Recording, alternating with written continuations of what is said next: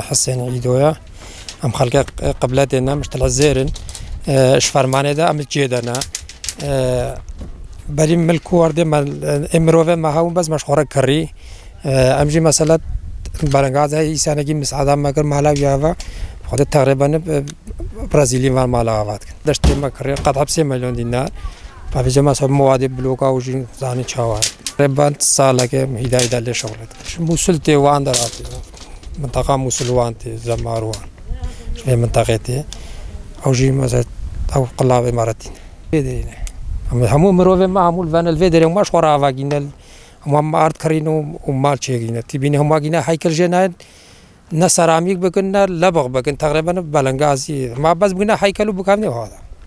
يبقى قد او عواد كانوا مجبورين افا بكن تادي من الفان شادر هذا كيرنا ما شادر دي متخطها نجبرها قراوان وجبر في تشتي مجبورم هم افا بكن هيك جماعه ده حسب بلوغ اخواني افا مره شادر چيدرا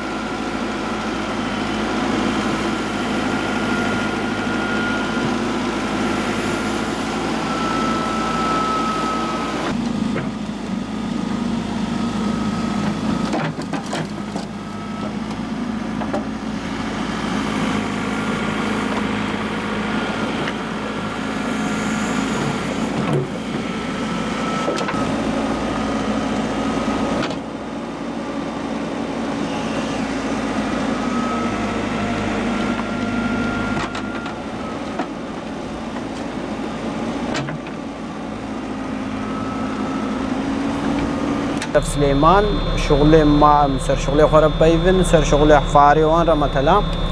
حكم مشروع مثلا مشروع حكي وقافي خلقك بيش خورة شيء خلق سر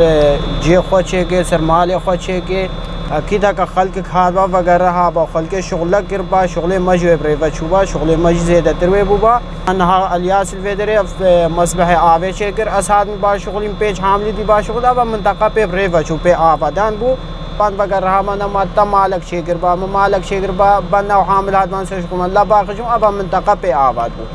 بجاك خلقك فنگر رहे شغلاب زحمت وقف فقران بالمقابل جوان شرقان جنة مثلا مبتني راقان جا بينك بلوك کی خداين الدو سامالا خدا و بلوك يوانا الشادرة 1000 خرفي چه بگن هن يوانا مستقبلا نينا هكا هاتن فقران جي خوا باشترا باما هر چیز لامایه کی نابیشه کی را هر در نه وانا نجي وانا اكيد هكا بين باشترا